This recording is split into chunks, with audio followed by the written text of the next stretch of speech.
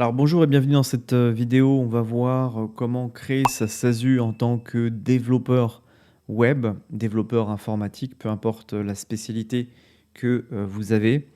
Alors, vous savez ce qu'est un développeur web si vous regardez cette vidéo, mais voilà, c'est pour les personnes qui ne connaissent pas ce métier, c'est tout simplement un métier où tu conçois, tu développes, tu maintiens des sites internet, des applications web ou des plateformes en ligne.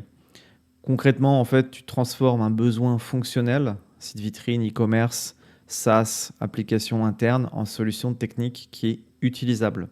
Donc, il peut intervenir le développeur web sur le front-end, donc l'interface visible, HTML, CSS, JavaScript, et le back-end au niveau de la logique serveur, base de données, API, ou les deux.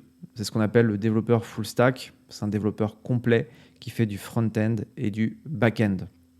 Alors, en tant que développeur web, il faut savoir que vous pouvez tout à fait être indépendant, freelance ou en remote. Mais là, du coup, je vous parle du cas où vous êtes du coup en société, en SASU, et donc vous facturez vos services, vos prestations à des entreprises. Il y en a de plus en plus des développeurs qui se mettent en société, en SASU. Finalement, tu peux dépasser très très rapidement les seuils de la micro-entreprise. La micro-entreprise, c'est 77 700 euros au niveau des seuils de chiffre d'affaires. Donc, si tu gagnes bien ta vie et il y a de la demande au niveau des développeurs informatiques, tu peux rapidement dépasser ces seuils et c'est pour ça que tu auras un arbitrage à faire. Et moi, je t'invite à privilégier la SASU. C'est une société où tu peux te verser un salaire, mais tu peux aussi te verser des dividendes. Il y a plus d'optimisation. Et en tant qu'indépendant, un développeur web, il peut créer des sites web, des applications, il peut corriger, maintenir, faire évoluer des projets existants, il peut vendre des prestations de développement web, il facture au forfait ou en TJM, donc c'est un tarif journalier, ok. Et il travaille avec des clients français ou étrangers, il peut travailler de n'importe où dans le monde, mais bon, s'il a une SASU, rien ne l'empêche d'aller à l'autre bout du monde, mais il facture avec sa SASU et il est imposé en France. Donc voilà, il n'y a aucune autorisation particulière qui est requise. Ce n'est pas une activité qui est réglementée, le développement web, contrairement aux activités artisanales où il te faut soit un diplôme, soit 3 ans d'expérience. Là, le développement web, ce n'est pas une activité qui est réglementée. Alors la différence avec les métiers qui sont assez proches, donc comme intégrateur web, c'est que déjà l'intégrateur web, il se concentre surtout sur l'affichage, l'intégration graphique. Le web designer UX, c'est pareil, c'est du design. Il se focus avant tout sur l'expérience utilisateur. Donc il n'y a pas ou peu de code métier. Et le consultant IT, il est plus orienté conseil, architecture, stratégie technique. Donc le développeur web, il est dans l'exécution technique. Donc les statuts juridiques, la micro-entreprise est totalement possible en développement web. Maintenant, le problème, c'est le plafond de chiffre d'affaires qui est à 77 700 euros. Il n'y a pas de déduction des frais réels. Une image parfois qui n'est pas très crédible face aux entreprises. Et puis une TVA qui arrive vite quand les tarifs montent. D'accord. Il faut savoir que les seuils en micro-entreprise pour la TVA, pour les prestataires, c'est 37 500 euros à l'heure où je vous parle aujourd'hui. Tu vois, ça peut varier d'une année sur l'autre, mais garde en tête ce seuil. Donc, à partir du moment où tu factures tous les mois à une entreprise, tu vas passer à la TVA et potentiellement, tu peux dépasser le seuil de la micro-entreprise qui est à 77 700 euros. Donc, l'erreur, c'est de rester trop longtemps en micro alors que l'activité explose, une mauvaise anticipation de la TVA, confusion entre revenus et chiffre d'affaires. Et donc, c'est bien pour tester la micro-entreprise, mais pas pour structurer une vraie activité de développeur à moyen long terme. Tu as le choix, tu peux ouvrir une EURL, charges qui sont plus faibles au début, mais tu as un régime TNS, c'est-à-dire que tu as une protection sociale qui est limitée et c'est plus rigide pour évoluer. Alors qu'avec la SASU, tu peux être président assimilé salarié. C'est un statut qui est très utilisé dans la tech. Enfin, ça transmet une image professionnelle et ça facilite le travail avec des clients B2B et internationaux. B2B, c'est business to business, c'est-à-dire des clients professionnels. Statut à éviter absolument, donc l'auto-entreprise sur le long terme pour un développeur bien payé. L'entreprise individuelle classique, elle est peu protectrice parce qu'en fait, il y a une confusion entre le patrimoine personnel et le patrimoine professionnel de l'entrepreneur. Donc c'est assez risqué. Et les montages hybrides mal compris, risque fiscal et social, ouais voilà. Faut pas complexifier la chose. L'idéal, si tu es un développeur web, je te le dis, une des meilleures structures en France, c'est la SASU, très flexible. Le coût de création de la SASU, il est très faible et je te montrerai dans un second temps comment on crée sa SASU avec Legal Place, avec mon partenaire. C'est vraiment très rapide et le coût est minimum. La SASU est le statut le plus adapté parce que tu peux arbitrer entre ta rémunération et tes dividendes, d'accord? Donc ça permet d'optimiser au niveau de sa rémunération. Tu as une meilleure lisibilité à partir de revenus intermédiaires, voire élevés. Et tu as une structure qui est compatible avec une montée en puissance progressive. Tu n'as pas les seuils comme pour la micro-entreprise. Au niveau juridique, tu as une responsabilité qui est limitée au capital. Tu as une séparation claire entre le patrimoine perso et professionnel. Et tu as un cadre sécurisé pour des contrats clients. D'accord?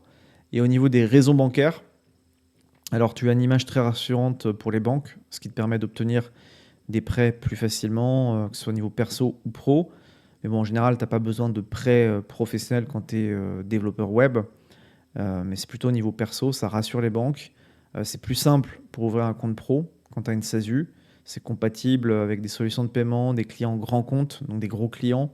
Et c'est compatible avec des crédits, comme je l'ai dit. Un développeur freelance, c'est entre 400 et 600 euros par jour au niveau de la facturation.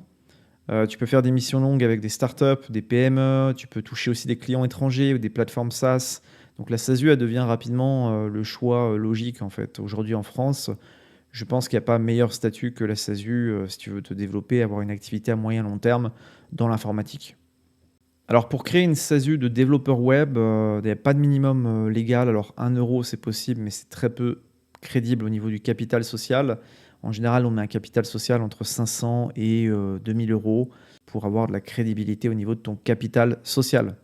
Au niveau de l'objet social, il doit couvrir le développement web, la maintenance, conseils techniques, prestations informatiques. C'est important de ne pas être trop restrictif, mais par rapport à l'objet social, c'est Legal Place, le partenaire, qui te crée ta boîte, ta SASU, qui va s'occuper de l'objet social, de mettre les termes les plus carrés possibles. Et pour la TVA, tu es très souvent soumis à la TVA dès le départ. Comme tu factures des clients professionnels, tu récupères aussi la TVA sur tes achats, sur tes frais. Donc c'est à anticiper dès la création. Mais comme je te l'ai dit, le seuil de TVA, il est à 37 500 euros. Donc ça peut aller très très vite, hein. Si tu as une activité qui marche bien, tu seras forcément soumis à la TVA en tant que prestataire informatique. Au niveau des comptes bancaires, compte pro obligatoire, qui est à ouvrir dès la création pour déposer le capital social. Et ça, c'est pareil, Legal Place s'en charge pour toi, si ça t'intéresse. Sinon, tu peux le faire par toi-même, via ta banque. Au niveau expert comptable, tu peux faire ta compta tout seul, mais je ne te recommande pas puisque faut quand même des compétences. Alors, tu peux le faire tout seul, bien évidemment, c'est possible, mais je pense que tu as plus de temps à consacrer à la prospection, à ton travail, à tes compétences, plutôt qu'à autre chose qui n'apporte pas de plus-value à ton activité. Donc, je te recommande de sous-traiter. Et c'est pareil, Legal Place a une offre qui s'appelle Compta Place, très accessible, qui te permet justement de sous-traiter la comptabilité, puisque tu auras l'obligation de produire un bilan comptable, une liasse fiscale, quand tu es développeur web en SASU. Et donc, ils géreront la TVA, l'arbitrage rémunération de dividendes, toute la partie conseil et sécurisation fiscale. Les erreurs fréquentes des débutants, c'est choisir un statut uniquement parce qu'il est simple, sous-estimer la TVA, ne pas anticiper la protection sociale, confondre chiffre d'affaires et revenus réels, et puis copier le statut d'un autre sans analyser son propre cas. Ouais, c'est des erreurs qui sont très fréquentes. Voilà, si tu factures par exemple une ou plusieurs entreprises entre, je sais pas, entre 4 et 7 000 euros par mois, tu vas dépasser les seuils de TVA, mais également les seuils de la micro-entreprise. Donc il n'y a aucun intérêt de créer une micro-entreprise pour dès la première année dépasser les seuils. Autant partir directement sur une SASU. Donc la SASU est adaptée aux développeurs web freelance qui sont sérieux. Qu'est-ce que ça veut dire? Ça veut dire que c'est des gens qui facturent régulièrement, tous les mois, et qui génèrent du chiffre d'affaires, qui veulent développer leur activité, et donc dont les revenus sont appelés à augmenter à moyen long terme. Et la SASU est adaptée quand tu factures des clients professionnels, que tu as une vision long terme. Elle ne convient pas, la SASU, à une activité occasionnelle, à des chiffres d'affaires qui sont très faibles et à un projet qui est non stabilisé. Si tu n'as pas un projet qui est stable, des revenus stables et un chiffre d'affaires qui n'est pas très élevé, bah, ne passe pas en SASU, reste en micro-entreprise. Quand est-ce qu'il faut passer à l'action? Bah, tout simplement dès que les missions sont régulières, dès que les tarifs dépassent le seuil test et dès que tu veux professionnaliser ton activité. Donc après, tu le sauras très rapidement, hein. Si tu factures 4 à 5 000 € par mois à des clients B2B, tu vas dépasser les seuils de TVA et tu ne seras pas très loin du seuil de la micro-entreprise. Donc je t'invite à passer directement en SASU pour ne pas perdre de temps. Et là, dans un second temps, je vais te montrer comment on crée sa SASU avec Legal Place, qui est mon partenaire. Tu as moins 15% de réduction sur toutes les prestations de Legal Place avec le code Arnaud15. C'est une plateforme très sérieuse, composée de juristes, d'avocats qui se chargent de toutes tes démarches en un temps record. Et toutes tes démarches sont faites dans les règles de l'art. Tu sous-traites ta démarche de création d'entreprise, de création de SASU à Legal Place. Et en 2 semaines, tu reçois ton cabis, ton numéro de SIRET. Ils font des statuts qui sont carrés. Tu as une garantie anti-rejet du greffe. Je te présente la formalité, comment créer sa SASU avec Legal Place tout de suite. Alors, tu te rends sur le site de Legal Place qui est en description. J'ai mis le lien en description et un premier commentaire. Tu cliques sur Créer mon entreprise. Donc là, tu es un consultant freelance. Tu cliques ici. Tu crées ton activité seul. Donc, c'est une SASU qui nous intéresse. Dès que possible. Donc là, tu mets le nom de ton entreprise si tu en as. Sinon, c'est pas grave, tu mets continuer. Consultant freelance. Un particulier, ça c'est le président de la société. C'est un particulier, c'est toi. Là, tu mets tes coordonnées. Combien y a-t-il d'associés fondateurs? Donc, c'est une SASU, il y a un associé. La SAS, il y a plusieurs associés. La SASU, il n'y a qu'un associé. Donc là, tu mets un seul. Le président est-il associé fondateur de la société? Tu mets oui.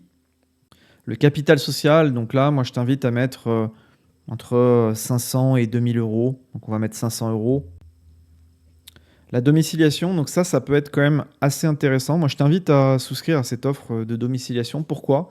Parce que, en fait, tu auras des clients qui sont basés dans les grandes villes, principalement des grandes entreprises, et ça fait crédible d'être domicilié à Paris, puisqu'avec Legal Place, tu es domicilié à Paris. Tu as une adresse prestigieuse, c'est sans engagement. Et puis, un gros avantage de la domiciliation, c'est que tu as une économie substantielle sur la cotisation foncière des entreprises.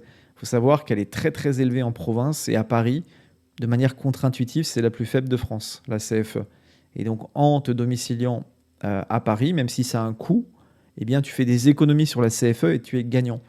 Donc, surtout sur une activité consultant freelance, moi, je recommande de se domicilier à Paris avec Legal Place. Et c'est pareil, tu as 15% de réduction avec mon code Arnaud15 sur cette prestation. Donc, on va mettre domiciliation avec Legal Place. Avez-vous déjà mandaté un expert comptable pour effectuer votre compta annuel? Donc là, je pars du principe que tu n'as pas encore trouvé d'expert comptable. Tu mets ton mail, ton numéro de téléphone. Et donc là, qu'est-ce que tu recherches? Créer ma société en déléguant toutes les démarches. Donc là, nous arrivons sur les différentes offres. Alors là, on ne va pas passer 3 heures sur les offres basiques et standards. Franchement, te prends pas la tête. En plus, sur ta SASU, tu pourras déduire cette facture et récupérer la TVA. Donc, je t'invite à choisir la formule express 24 heures. Ton dossier passe en priorité. Tu as l'assistance juridique illimitée.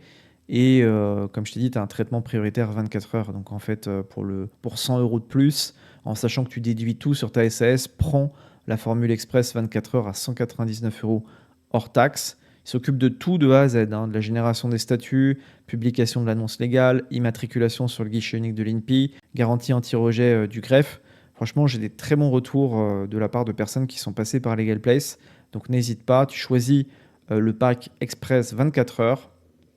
Sur la comptabilité, tu n'es pas obligé de choisir dès maintenant, donc on va mettre peut-être plus tard. Mais si tu es intéressé, sache qu'ils proposent une offre comptable très accessible à partir de 85 € hors taxe par mois via leur offre ComptaPlace à Legal Place.